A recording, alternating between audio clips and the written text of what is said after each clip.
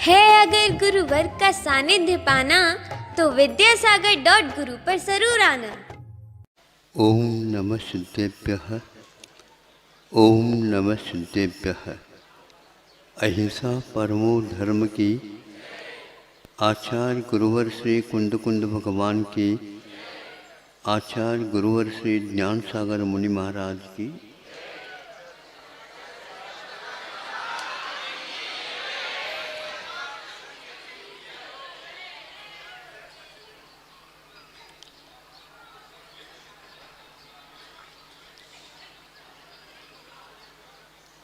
आज रविवार के बिना भी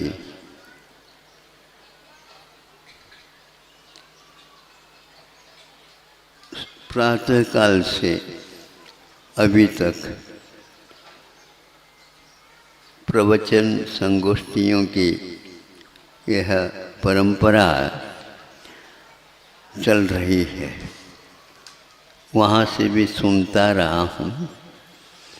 सामायिक के समय पर भी कानों में पंक्तियाँ आ ही रही थी और इसके उपरांत तो यहाँ पर आपके सामने रविवार कल है, उपांत समय में आपने ये रखा और वह भी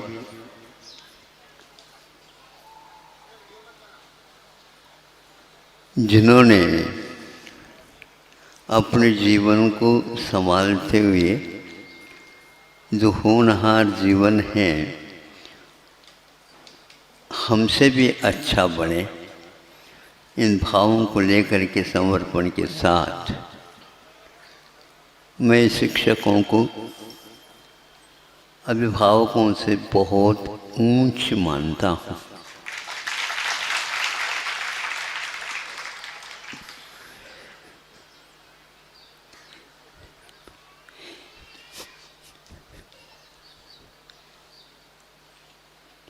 शब्द लड़खड़ार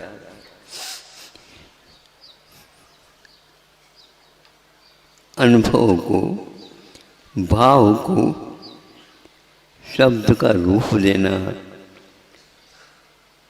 अमूर्त को मूर्त से बांध करके अमूर्त तक पहुंचाने का उपक्रम कौन कर सकता है? जिसके हृदय में दया करुणा भरी रहती है और जब कभी भी वह विषय की ओर देखता है, उनके आंखों में से वह करुणा झलकती रहती। तभी इस प्रकार का संकल्प जीवन पर्यंत चल सकता है और चलता है। राजा महाराजा जब थे उस समय क्षत्रियता के बल पर सब कुछ होता था, कोई चिंता नहीं थी, क्योंकि एक राजा होना पर्याप्त होता था। प्रजा अनंत भी क्यों न हो, उसका संरक्षण निश्चित था और उस राजा के लिए वो प्रजा सब कुछ अथक परिश्रम करके न्योछावर कर देता था। जहाँ पर आप उचित समझो इसको लगाओ, उसी कोष को लेकर के वह राजा प्रजा के हित में सब कुछ उसको लगाता था। एक पाई भी अपने पास नहीं रखता, राजकोष में जमा होता था। राजा का कोष समृद्ध रहेगा तो प्रजा शांति के साथ जिएगी, यह उक्ति उस समय चलती थी। और सारी प्रजा जो मौलिकता जो कुछ भी है वो सब उनके चरणों में ही रख दी थी। आज समय ऐसा आया है जो प्रजासत्तात्मक राष्ट्र बन गया, लोकतंत्र बन गया और लोकतंत्र बना उसमें अथक परिश्रम करके समर्पण भाव के साथ कई व्यक्तियों ने पुरुषार्थ किया, पसीना बहाया, प्राणों को न्योछावर कर दिया और प्रजा का संरक्षण हो और हित का संपादन हो और आनंद के साथ सब लोग रहें। किंतु अभी भी यह सोचा जा रहा है जीवन की उन्नति के लिए अभी शिक्षा में परिवर्तन अनिवार्य है, ऐसा समझ रहे हैं।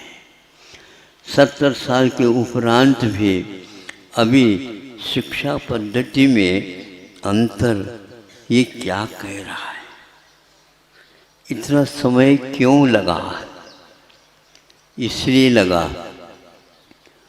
किसी एक व्यक्ति का इस सत्ता का प्रभाव रह जाता वर्षों तक, सैकड़ों तक, तब वह एक साथ मुड़ नहीं सकता। नदी को मोड़ने के लिए बहुत कसरत की आवश्यकता होती। अपने आप मुड़ती चली गई वह नदी की धारा तो बात अलग होती है। पहाड़ को भी चीरती हुई वह जाती है। उसमें कोई भी इंजीनियरों की आवश्यकता नहीं पड़ती। किंतु आज यह कठिन विषय हो गया कि प्रजा को नदी की भांति न रह करके एक स्थान पर उसको संग्रह करना जैसा हो गया, इसके लिए बड़ी बड़ी इंजीनियरों की आवश्यकता पड़ गई। फिर भी उसी में लग गया और आज तक प्रजा के लिए जो कार्य आवश्यक था वो नहीं हो पाया। आप लोगों की इन संगोष्ठियों से हमें अवगत हो रहा है।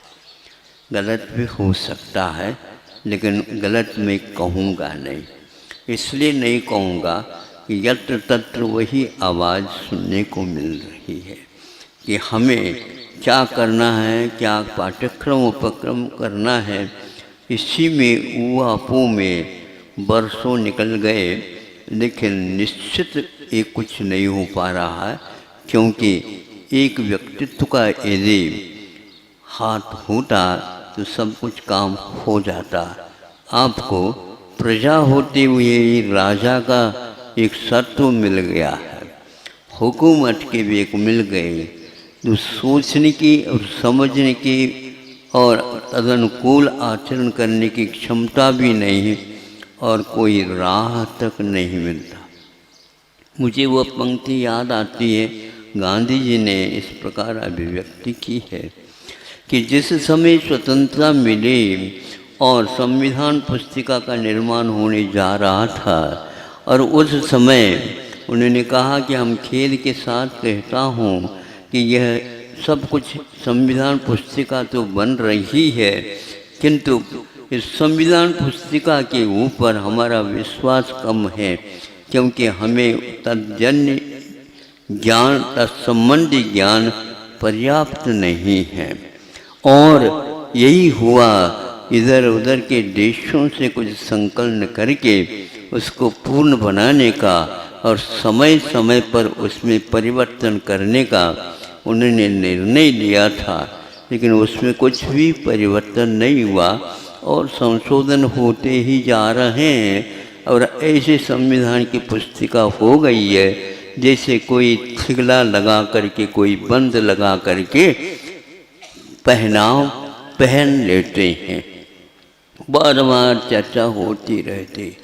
इस प्रकार गांधी जी ने औरों ने भी कहा एक समय पर यह काम हो जाएगा और अनेक राष्ट्रों से यह विषय वस्तु लेकर के एक सबसे ज़्यादा कोष की भांति संविधान पुस्तिका भारतवर्ष की बनी हुई है। ये बहुत अच्छी बात है। लोकतंत्र होने के कारण उसकी सुरक्षा अभी तक हो रही है। अब इसमें भी जब शिक्षा में परिवर्तन होगा तो उसमें भी शायद संभव है कि जो शासन करता है अथवा इसके लिए समर्पित हैं उनके द्वारा वह भी एक कार्य होगा, ऐसा लगता है, क्योंकि परिवर्तन अनिवार्य है। एक बीच में आधा मिनट ले लूँगा। मैं कहना चाहता हूँ इतने समय की आवश्यकता नहीं थी, इसमें क्या कमी है आप समझ सकते हैं, भारत में क्या किस बात की कमी है। इसी प्रकार भारत के अलावा चीन भी और जापान भी आदि आदि ये राष्ट्र भी परतंत्र थे, किंतु जब से उनको स्वतंत्रता मिली तब से उनके जीवन में क्या कायाकल्प हुआ इसके बारे में भी आपको जानकारी होगी, और नहीं हो तो ये जानकारी ले लेना। उसमें एक चीन भी है, और वह हुआ जो ही स्वतंत्रता मिली त्यों ही उनकी बैठकें हुई। बैठकें के बाद वह बात आई, हाँ अब हमारे लिए अपनी भाषा में ही इसका संचालन होना अनिवार्य है। तो उसी समय जो व्यक्तित्व के धनी कोई भी होंगे उन्होंने कहा ये संभव नहीं हो सकेगा, क्योंकि वर्षों का ये काम हुआ है, एक साथ नहीं हो सकेगा। उन्होंने कहा पुनः नहीं, वर्षों का भले ही हो, स्वतंत्रता यदि मिली है आज वहाँ 10-12 साल तो हमें दे दो ताकि हम आपको इसके लिए योग्य बना देंगे। हाँ बिल्कुल कोई बात नहीं, 10-12 साल में हम पूर्ण चल जाएंगे, शासित हो जाएंगे, लेकिन आज ही इसी रात से हम अपनी भाषा में ही इस चीन देश को संचालित कराएंगे। क्या भारत को 70 साल अभी कम पड़ रहा है? सोचिए हमारे दिमाग में क्या क्या बातें हैं, सोचिए। जितनी स्वतंत्रता के लिए आपने मेहनत कर दी, किंतु उसको संचालित करने के विषय में एक भाषा की ओर आपने नहीं देखी। विदेशी भाषा के माध्यम से इस देश का संचालन कैसा होगा, इसके लिए हमारे पास काफ़ी साहित्य विद्यमान है, ऐसे व्यक्तियों की आवाज़ ध्वनि संकल्प विद्यमान है। कुछ व्यक्तियों के कारण ये कार्य नहीं होने दिया, किंतु बैठकें होकर के निश्चित की गई है। 8-10 साल के भीतर उन लोगों का संकल्प था कि हम अवश्य ही इसको उस शिखर तक पहुंचाएंगे, भारत को लोग देखते रहेंगे। वो सारे के सारे लिखित जो कुछ भी हस्ताक्षर हैं हंसते हुए आपकी ओर देख रहे हैं, और वह मानसिकता क्यों नहीं बनी ये आप लोगों को अध्ययन का एक विषय है। फिर भी आप लोग सोचिए भाषा के कमी के कारण क्या। दूसरे एक व्यक्ति ने कहा था राष्ट्र परतंत्र हो जाए कोई बात नहीं, कहीं भी गुम नहीं सकता वह राष्ट्र, और जब वह स्वतंत्र हो जाएगा तो पक्की बात है उसी आधार पर होगा। जिसकी भाषा बदली नहीं वह अपने आप ही राष्ट्र को पुनः स्वतंत्र बना सकता है। आपके पास ये भी धन नहीं था, क्योंकि आप दूसरे के माध्यम से पर प्रत्ययात शाश्वतम, यह पर प्रत्यय यानी दूसरे के निमित्त से ही संचालित होता आया है। इसलिए गौरव के स्वाभिमान के कोई 2-3 शब्द भी आपके भीतर अभी तक नहीं उठ रहे हैं। गोष्ठियाँ तो होती जा रही हैं, होने दीजिए। गोष्ठी एक प्रकार से बहुत अच्छा शब्द है, गाय से यह बना हुआ शब्द है। जहाँ पर गाय बांधी जाती है जिसको सार बोलते हैं, उसी प्रकार ये गोष्ठी या दक्षिण भाषा में गोष्ठी कहते हैं। उसमें आप यदि इस प्रकार विचार करते जाएंगे तो अवश्य हो सकता। ये ध्यान रखें जो शासन में चले गए हैं आप लोगों के मतदान के माध्यम से, उनका ये काम नहीं है, ये काम तो आपका है, क्योंकि आप प्रजा है, किंतु प्रजासत्तात्मक दूर आपके हाथ में है। कि आपको ज्ञात है? यदि ज्ञात नहीं है तो ज्ञात कर लेना चाहिए। प्रजासत्तात्मक लोकतंत्र की आपने नींव रखी है तो आपके पास ये दिमाग में बात भी आना चाहिए। जिनको आपने भेजा उनसे क्यों, आप कहिए हम सब तैयार हैं और आपको यही काम करना है, फिर देख लो क्या होता है। क्योंकि आप विश्व संगोष्ठी एक प्रकार से शिक्षकों की अपेक्षा से रखा। हमने पहली पंक्ति में कहा शिक्षकों को मैं शासन करता हूँ उनसे भी, और आपके जितने भी घर में अभिभावक हैं उनसे भी बहुत उच्च स्थान पर देखता हूँ। आप उनकी गोष्ठी कर रहे हो, थोड़ा सोचना चाहिए। वो ऐसे कह नहीं सकते क्योंकि वे भी लोकतंत्र की सेवा के लिए है। वो भी प्रजा कहलाते हैं, लेकिन प्रजा का अर्थ ये होता है यथा राजा और तथा प्रजा। क्या इस उक्ति को आप भूल गए? कुछ बदलो नहीं, केवल आप अपनी दिशा को बदल दो, दशा बदल जाएगी आपकी। किंतु ध्यान रखिए, अपनी दिशा को बदलने के लिए बहुत शक्ति, बहुत निष्ठा और बहुत स्वाभिमान की आवश्यकता है। आप लोग मान से रहित भी नहीं हुए और स्वाभिमान को भी बचा नहीं पाए। आपका मान सम्मान अब कैसा होगा हमें बताओ। इसलिए स्वाभिमान के साथ आप जिए। राष्ट्र अपने आप ही बदलेगा क्योंकि उसकी भाषा अभी जीवित है। आप उसको भी खो दिए और 70 साल तक आप कुछ ही व्यक्तियों के माध्यम से ये संचालित हो रहा है। कोई जनता 80% तो गांवों में रहने वाली है, उनसे तो आप मतदान लेते हो। उन लोगों का कहना है कि यह हम इंग्लिश बदल नहीं सकते क्योंकि जनता की मांग है। वही जनता कहती है बंधुओं, आप जब आप आते चुनाव के काल में, उस समय तो आप इंग्लिश में बोलते नहीं, और जब मतदान लेना होता हमको याद रखियो, हमको याद रखियो, भगवान को तो आप हाथ जोड़ते नहीं, और प्रत्येक मतदाता के सामने आप अपने हाथ जोड़ते हो, वो अपने हिंदी में अपनी भूली भाषा में ही बोलते रहते हो, और विधानसभा में जा कर के, लोकसभा में जा कर के इंग्लिश स्पीको।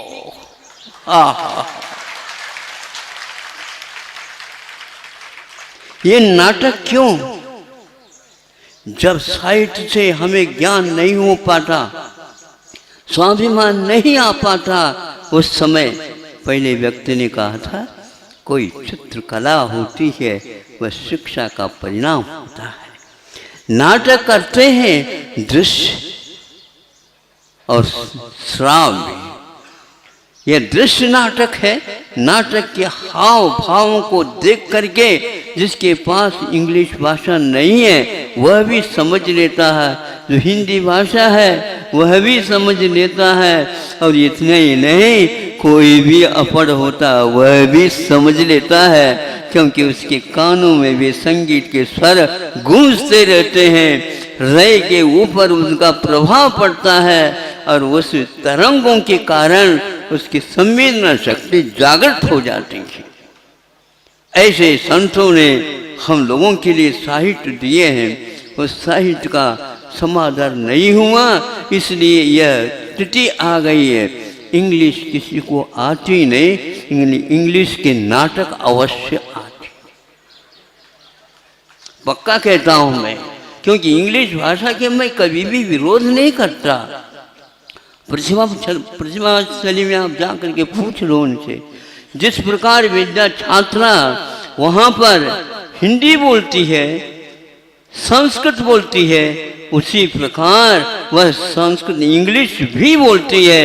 इंग्लिश में 20% नंबर लेने वाली वहाँ छात्रा आपको मिलेगी, लेकिन हम माध्यम उसको थोपना नहीं चाहते, और भारत को इंग्लिश पढ़ने से ही उन्नत करना चाहिए। यदि आपका संकल्प है, 70 साल में आपने किया नहीं और 170 साल भी आप करोगे, भारत कभी उन्नत नहीं होगी, पक्का है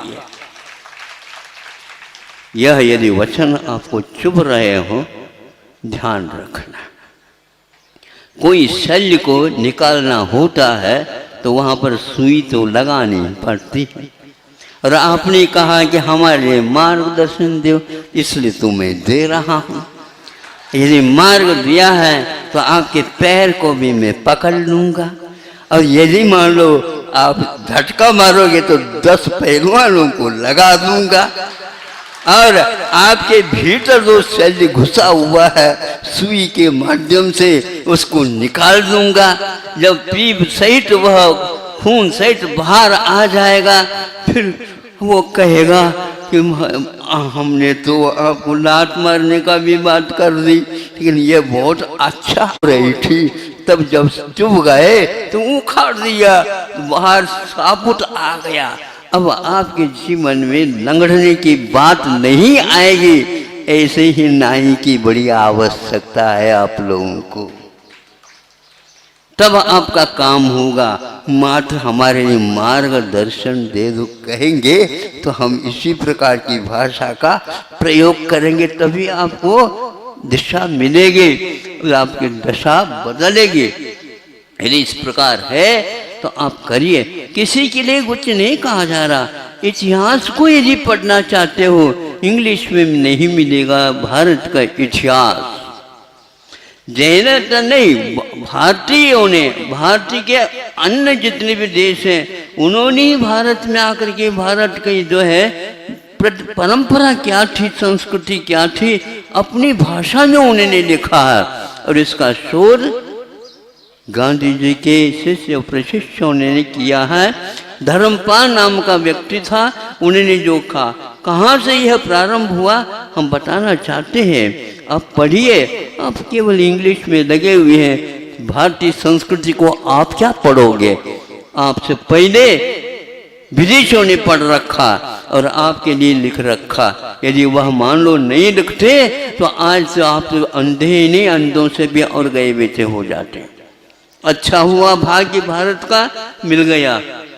वहाँ पर एक बैठक हो रही है और उसमें गांधी जी भी है और सारे वहाँ के जो धुरंधर है वो सारे बैठे हैं।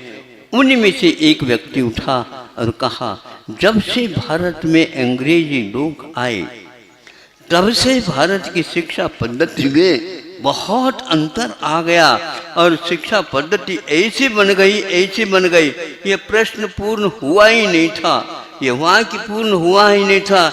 नहीं, ये आवाज़ आ गई। इधर उधर देखा, ये आवाज़ किधर से आ रही? गांधी जी बोलते नहीं। दोबारा कहा, कैसे नहीं? ये नहीं, इसलिए नहीं, जब से भारत में अंग्रेजी लोग आए तब से भारतीय शिक्षा पद्धति का पतन होना प्रारंभ हुआ है। अब इसको कैसे आप तालियां बजाओगे? सोचो। मतलब उनका उद्देश्य था कि भारत को यदि घुमाना है तो भाषा इस पद्धति को मिटा दो, सब काम हो जाएगा। क्योंकि इतिहास, संस्कृति भाषा के ऊपर ही जीवित रहती है। यदि भाषा आपकी जीवित रहती तो आज तक आप कहाँ कौन से शिखर तक पहुँच जाते पता नहीं है, और क्या क्या लिखा हुआ है यह आपको पता नहीं। ऐसे ये ग्रंथ है 3000 श्लोक प्रमाण, जो केवल उसका विषय वस्तु है उसमें कि भारत में 500 प्रकार के विमान बनाने का विधि विधान 3000 श्लोक प्रमाण में ये ग्रंथ मिला। संस्कृत किसी को भी नहीं आती, ये भारत की देन है। और इतना ही नहीं कि प्रत्येक विमान को हम 30 प्रकार से बना सकते हैं। यह इसका अर्थ क्या हुआ? 30 गुणित 500 लकाई कितनी संख्या हो गई? इतने प्रकार के विमान बनाने की पद्धति उसमें कच्ची वस्तु थी और आपने बनाने पर बनाया, लेकिन उसको बेच दिया। बेचने के उपरांत तो अमेरिका ने ठप्पा लगा लिया, हमने विमान को सर्वप्रथम बनाया। न बनाया वो बना सकेगा और न और कोई बना सकेगा। 18वीं शताब्दी में भारत में तंत्र ज्ञान और विज्ञान और तंत्र ज्ञान है। भारतीय इतिहास में ये लिखा हुआ, लेकिन ये लिखा हुआ किसने? उसने लिखा। इस प्रकार 50 राष्ट्रों में जाकर के उन धर्मपाल ने परिश्रम किया, शोध ग्रंथ का निर्माण किया। 20,000 पृष्ठ प्रमाण को जो होगा मसाला उसको तैयार करके और उसका इंग्लिश में लिखा था और उसका हिंदीकरण और मराठीकरण भी करके कितने वर्ष हो गए ये भी आप लोगों को मालूम नहीं। लगभग 70 साल हो गए। उस समय 10 भाषा में इसका अनुवाद हो गया। अभी तक आप लोगों को ज्ञात नहीं।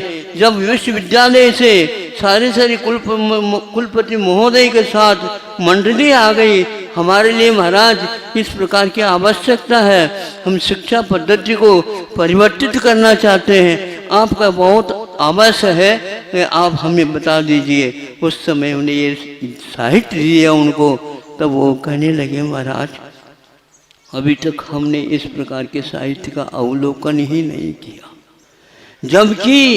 जबकि वह विश्वविद्यालय को संचालित कर रहे हैं और उनकी ये दशा है। यहाँ पर बैठे हुए इन इंजीनियरों को उससे क्या मतलब होता है? और इतिहास पढ़ने से कोई भी उन्नत नहीं हो सकता, ये नारा और लगाया जा रहा है। इतिहास के बिना आपकी हंसी होगी, ध्यान रखो। आपके बाप दादाओं के बारे में जो कुछ भी देखा जिका है उसको यदि आपको पढ़ना नहीं आता तो आपको क्या मिलेगा बताओ? ये दशा भारत की हो गई है।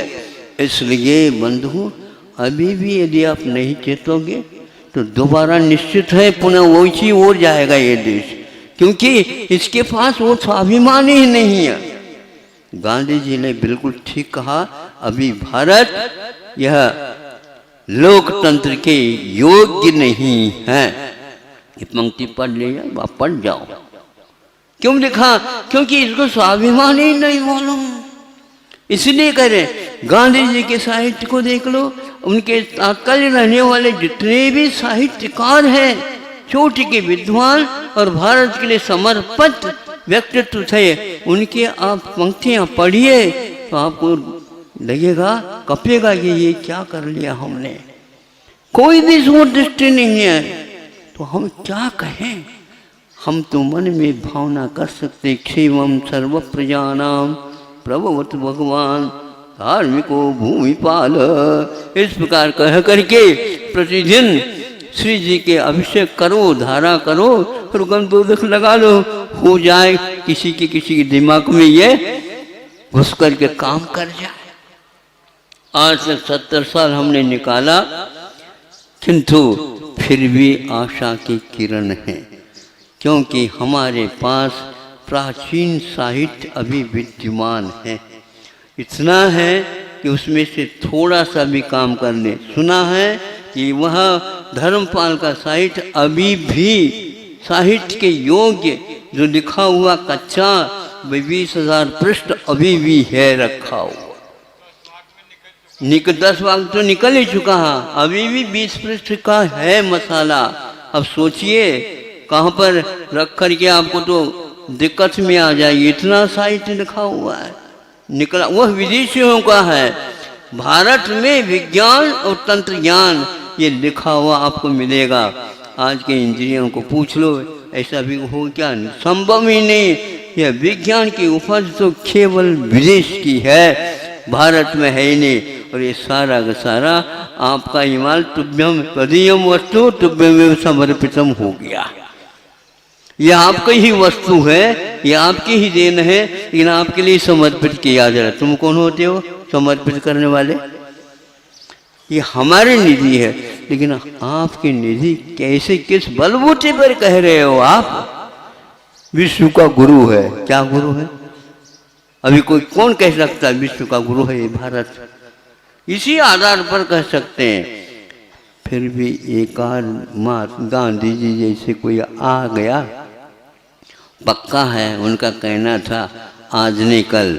एक बहुत अच्छी बात याद आ गई, जो कि बार बार नेहरू जी को गांधी जी कहा करते थे। क्या कहते थे? तुम तो मेरी बात, मेरी भाषा बोलोगे नहीं, जब मर जाऊंगा तब बोलोगी। अब हुआ ऐसा है, light has gone, Nehru's India, एक पुस्तिका छोटी सी है, नेहरू जी की भी लिखी हुई है, उसमें एक प्रकरण है और इसका शीर्षक यह है लाइट हैज गॉन। लाइट कौन? गांधी जी। गॉन, अब रो रहे हो, रो, और रोने से कोई गांधी जी मिलने वाले नहीं। और आपको ये ध्यान रखो, नेहरू जी को गांधी जी मानेंगे भी नहीं, क्योंकि जीवित अवस्था में आपने मानी नहीं, सुनी नहीं, कुछ भी नहीं की और आपने ही काम करते चले गए। यह गांधी जी का कहना है, मैं नहीं कह रहा हूं, नहीं तो गड़बड़ हो जाएगा। हाँ, तो यहाँ तो बहुत गड़बड़िया है भारत में, कदम कदम पर गड़बड़िया है, लड़खड़ा जाती जनता। अब क्या करेंगे हम? लेकिन जो व्यक्ति गांधी जी के नाम से अपने को चला रहा है और गांधी जी के खिलाफ होकर के कोई और दूसरा काम करना, ऐसी भी पार्टियां हो सकती हैं। इन दोनों को समझ करके ठंडे दिमाग से सोच लेना चाहिए कि भारत के बारे में आप सोचो, अन्य मत सोचो। एक ही व्यक्ति सब कुछ काम कर नहीं सकता, लेकिन जो सोच करता है राष्ट्र के बारे में, उसकी बात सभी को मानना, सुनना, विचार करना आवश्यक होता है। आप ये करिए, अवश्य ही आपको सफलता मिलेगी। भगवान से मैं प्रार्थना करता हूँ, क्योंकि यह आर्यखंड है, आपने एक बात और खो दी है, उसका रहस्य भी आपको लगना चाहिए, उसके बारे में आपको फुर्सत ही नहीं। स्वतंत्रता मिलने से पूर्व में 1935 में इंडियन बैंक की स्थापना हुई। किसी ने सोचा इंडिया क्या है? जब ये स्वतंत्रता मिली नहीं थी अभी, और उस समय कोई नामकरण भी नहीं हुआ था, तो बैंक का नाम इंडियन क्यों पड़ा? इसी प्रकार अनेक और वही 1935 में ही भारतीय रिजर्व बैंक, इसकी स्थापना होगी। इसमें भी इसी प्रकार का प्रयोग है। Indian bank, reserve bank of India, ये भारत भी कह रहे हैं और इधर इंडिया भी कह रहे हैं। ये कौन सी भाषा आ गई? सोचने की बात है। कहीं न कहीं कुछ न कुछ पहले से ही अर्थशास्त्र के माध्यम से भारत को बांधने का उपक्रम चालू हो गया था। पहले से ही संविधान के सूत्र बनने चालू हो गए थे, पर आपको तो सूत्र को तो याद ही नहीं है, कर भी नहीं सकते। या आज कोई भी कह दे तो नहीं, जो बना है उसी को सुरक्षित रखना, रखियो, उससे काम होने वाला नहीं। लेकिन फिर भी आपको सोचना चाहिए भारत के बारे में, अवश्य सोचेंगे। इसलिए कह रहा हूँ, मुझे केवल भारत से प्रेम नहीं है, विश्व से है। लेकिन विश्व की रक्षा यदि होगी तो भारत के बिना नहीं होगी, यही पक्का है। ये जो सूत्र लिखे गए हैं, ये अन्यत्र कहीं भी नहीं मिलेंगे।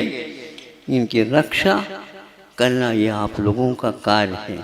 परंपरा से आपके कंधों पर यह आया है, आपको ये फुर्सत है।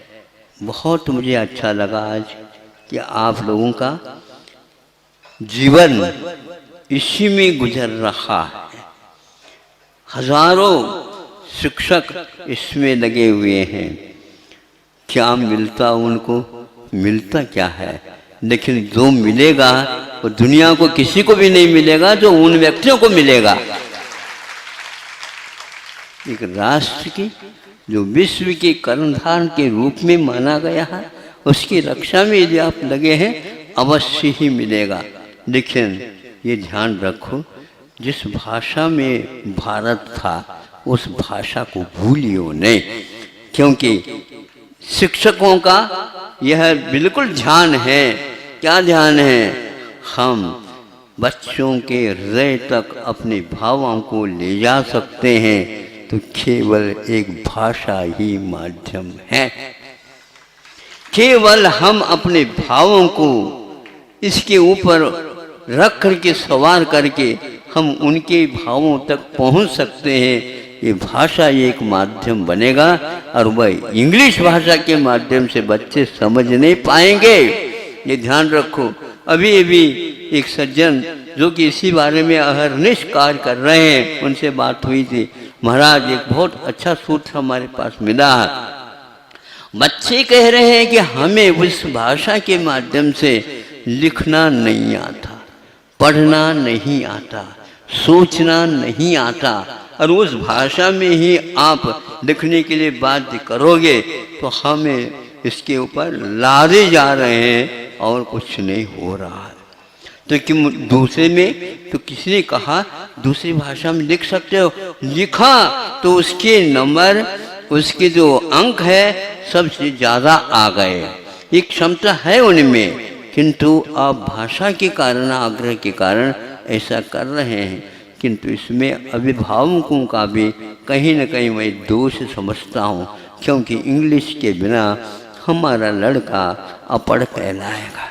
अच्छी बात है, हमें भी बाहर दक्षिणी में मानी था, उसमें इंग्लिश नहीं आती थी, इधर आ गया तो वो भाषा भी अभी भी हमारे जीवित है। किंतु हमें हिंदी के माध्यम से, गुरु जी के माध्यम से सुना, सब कुछ किया। इंग्लिश के द्वारा आप करना चाहते हैं तो मैं पूछना चाहता हूँ, क्योंकि यह संक्रांत सानू की जो किताब है अंग्रेजी माध्यम का भ्रमजाल, ये कौन IIT स्कॉलर है और अमेरिका के अच्छे विश्वविद्यालयों में इन्होंने अध्ययन कराया, किया और PhD आदि प्राप्त कर ली। और वहाँ पर जो है उस कंपनी में वे उनके 4, 5, 6 पेटेंट्स भी हैं जो वैज्ञानिक के रूप में है। उनका कहना है वो भारतीय है, उनका कहना है कि वस्तुतः है ये एक अंग्रेजी माध्यम का भ्रमजाल और कुछ नहीं है, क्योंकि चीन ने भी अंग्रेजी को नहीं अपनाया। उनकी उन्नति कितनी हुई आपके सामने है। रूस ने नहीं अपनाई, उनकी भी उन्नति है। फ्रांस भी नहीं है, अभी उनकी भी उन्नति है। जापान है, उनकी भी उन्नति है। और जर्मन है, उनकी भी उन्नति है।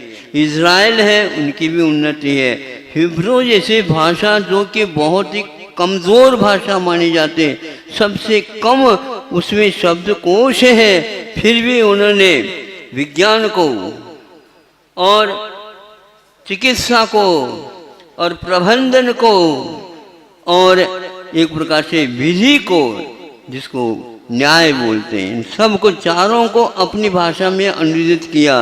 एक भारतीय ऐसा निकला या अभी भी इंग्लिश के ऊपर दम रख रहा है, इसी के माध्यम से हम जीवित हैं।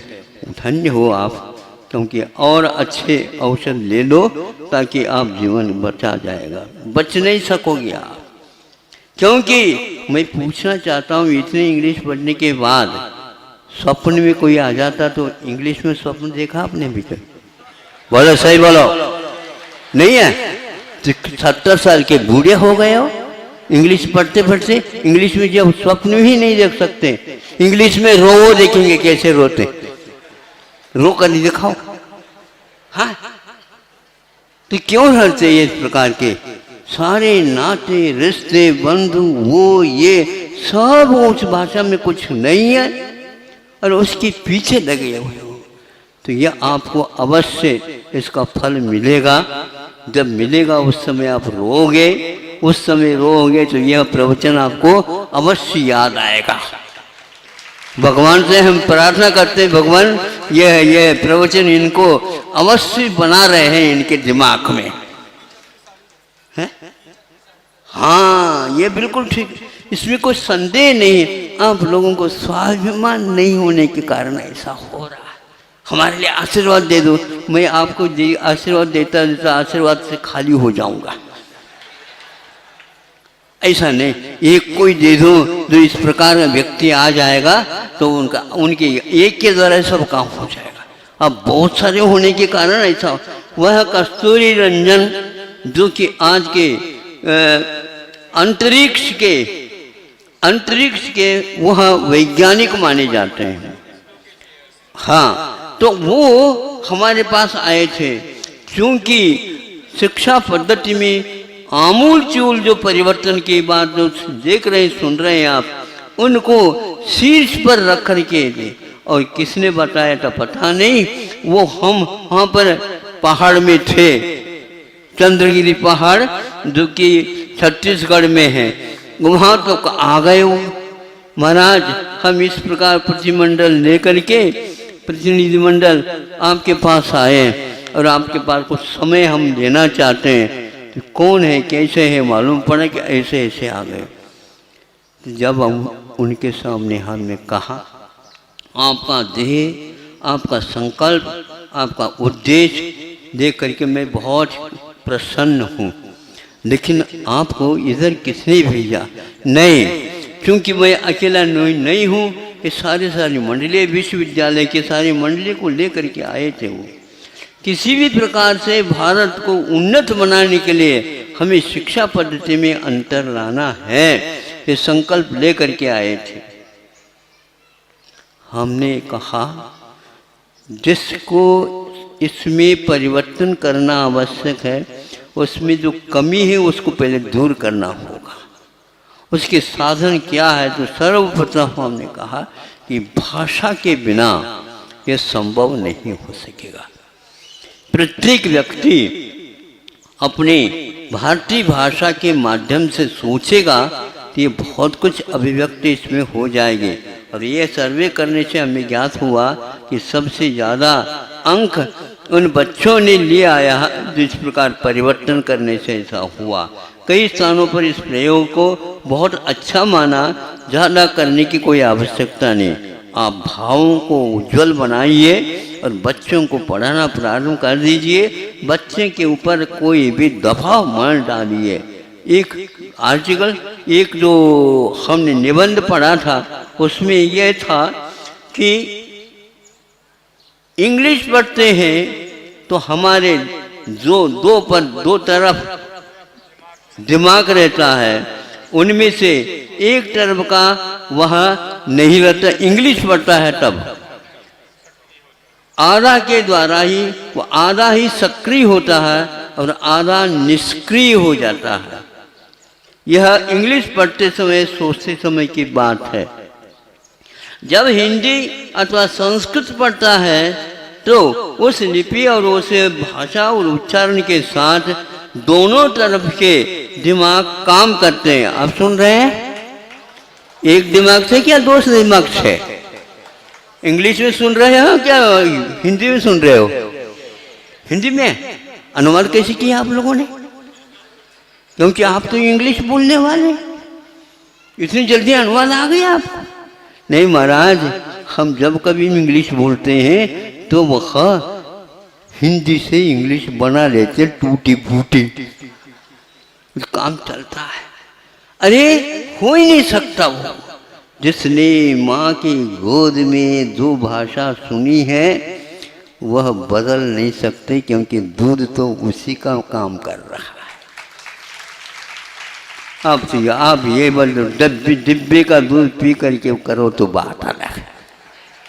हाँ, इसलिए 3 दिन भी पिया है दूध, कुछ महीने तो पिया है दूध, वह जब तक मरण नहीं होगा तब तक वही काम करेगा। इसलिए भूल जाओ और करो। देखो, बिना पढ़ा बच्चा है आपके गोद में बैठा, माँ की गोद में बैठ करके वह दूध पीने को तैयार हो गया और दूध पिलाना प्रारंभ कर दिया और माँ को कुछ गड़बड़ हो गया होगा, घर में खटक पटक हो गया, में से एक बूंद उसकी गाल के ऊपर पड़ गया। सुन रहे हो आप लोग? हाँ, और वह स्पर्श होते ही उसने देखा ऊपर देखा तो आंखों में, माँ की आंखों में पानी है। दूध बंद कर दिया उसने, दूध पीना बंद कर दिया। तो दूध पीना बंद करते ही वो देखते ही क्या हो गया, दूध नहीं पीना चाहता हो, वह किसी भी प्रकार से अपने आंचल से पूछ पाछ करके बेटा पी ले, अब पी लेगा नहीं वो। जब तक उसने परिणामों को परिवर्तित नहीं किया तब तक बच्चे ने, गोद के बच्चे ने भी दूध नहीं पिया। ये कौन से बच्चे हैं समझ में नहीं आ रहा। कौन सी भाषा है आपकी? वह भी भाषा के बिना पी रहा है और समझ रहा है। ये भाषा ये केवल जो बीच में ही एकमात्र काम में आता है, लेकिन मातृभाषा, प्रांतीय भाषा, राष्ट्र की भाषा, जिसके माध्यम से साहित्य लिखा गया है प्राचीन काल तक, उसका जो कुछ भी भाव निकलेगा उसी भाषा से निकलेगा। इंग्लिश में अनुवाद करने से कोई भी काम चलने वाला नहीं है। अब भी आप समझो तो बहुत अच्छा है। 70 साल के बाद ये एक भ्रम है कि इंग्लिश के बिना उन्नति नहीं। ये सारे देश आपके सामने रखे, ये हमने नहीं रखे। प्रशांत सानू ने ये अंग्रेजी माध्यम का भ्रमजाल लिखा है, उसमें ये लिखा हुआ है। ऐसे ही उस किताब के मराठी में अनुवाद और हिंदी में अनुवाद, गुजराती में अनुवाद, मंगला में अनुवाद, कर्नाटक भाषा में अनुवाद और तमिल इत्यादि के बारे में यहाँ पर गोष्ठी हो रही थी भोपाल में। उस समय बहुत वह किताब अच्छी लगी सब लोगों को, साहित्यकारों को, और उन्हें अनुवाद कर डाले और वह अभी भी इसी प्रयास में लगे हुए हैं। ऐसे व्यक्ति आप अवश्य ही उनकी संगति करिए और अपने बच्चों को भी समझाने का प्रयास करिए। सबसे अच्छा आप लोगों के द्वारा कार्य किया जा रहा है, लेकिन कीड़ी के जाल से किया जा रहा है। पैसे का यदि व्यय करते हैं आप विषयों में, कषायों में और अनेक प्रकार के मनोरंजनों में, उसका चाराना हिस्सा भी यदि इसकी राष्ट्रीय को उन्नति करने के लिए भाषा के बारे में, भावों के बारे में खर्च करो तो यह कभी भी चुकेगा नहीं। और कितने गुण में मिलेगा, या आप फावड़े से उसको इकट्ठा करोगे तो भी पसीना आ जाएगा आपको, इतना मिलेगा। लेकिन तो आपको ये सिद्धांत याद ही नहीं है। अभी आप इकट्ठा करके विदेशों में रखियो अच्छे ढंग से, और वहीं पर जाकर के मरण करके यूं बैठी हो, हाँ बिल्कुल कुंडली मार करके, आपको मिलने वाला नहीं है। आप तो केवल उसके रखवाले बन करके बैठ जाओ। यह क्या है? यही अविवेक है, यही संस्कार से विहीन होने का जीवन जीना है, इसी का नाम है। ज़्यादा तो कहना अच्छा नहीं, क्योंकि बहुत साहस के साथ आप सुन रहे हैं। आज इसलिए सुन रहे हैं कि आप शिक्षकों के बीच में बैठे, फिर भी आपको क्या ठाना है क्या पता है, उसी के अनुसार करना हो तो भी कोई वादा नहीं। लेकिन एक बार तो आप यह विश्व गुरु यदि भारत बनने का था है तो इसको एक बार बना करके तो देख लो, आपके जितने भी ऋण हैं वो सब चूक जाएंगे। भारत आज ऋण के ऊपर जी रहा है। ऋण का अर्थ क्या होता? लोन होता है। लोन ले करके सब काम कर रहे हैं। इसका क्या परिणाम निकलेगा पता नहीं है। ये भारतीय संस्कृति नहीं है। भारतीय संस्कृति अपने धन का उपयोग कैसा करना, क्या करना, शास्त्र में लिखा हुआ है। अब कोई भी व्यक्ति उसको देख नहीं पा रहा। सूत्रों में लिखा है, संस्कृत में लिखा हुआ है, और इसलिए लिखा है कि वह देशवासियों के लिए कम से कम यह दिशा बोध देगा। लेकिन इससे कोई भी दिशा बोध ले नहीं रहा, लेकिन फिर भी देना चाहता है व्यक्ति दिशा बोध, वह अपना काम कर रहा है। हम इसी प्रयास में हैं वह दल दिन दोगुनी और रात चौगुनी बढ़ता जाए, और आपकी आंखों में जो नींद है अभी उसको वह अच्छे ढंग से दूर करने का प्रयास करें। और ऐसी संगोष्ठियों के माध्यम से आप अपने ऊपर नहीं किंतु विश्व के ऊपर दया करके भारत को अपने पूर्व स्थिति तक ले आने का श्रेय आपको प्राप्त हो।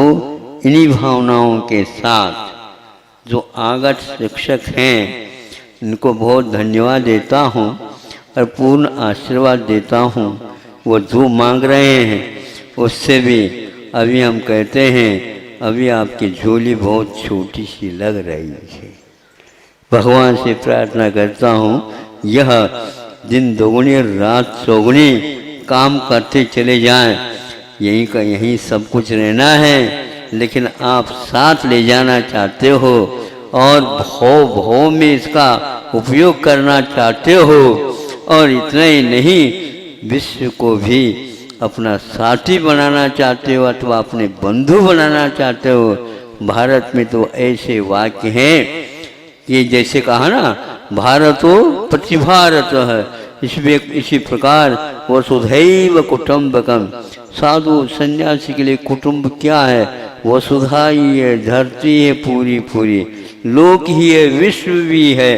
तो ये केवल भारत के बारे में मत सोचो, किंतु भारत के बारे में इसलिए सोचना अनिवार्य है। विश्व को कुटुंब बनाना चाहते हो, उसका भी यदि हित चाहते हो तो आपका एक कर्तव्य है भारत को जो उर्वरा शक्ति से युक्त है उसके जीवित रखो और उसमें ऐसी खाद डालते चले जाओ इसकी उर्वरा शक्ति बहुत अच्छी बनी रहे और विश्व को यह हमेशा हमेशा अनाज और संस्कारों से वह संस्कारित करता चला जाए और सबका जीवन प्रभु बनने के उन्मुख हो जाए। इन्हीं भावनाओं के साथ अहिंसा परमो धर्म की जय।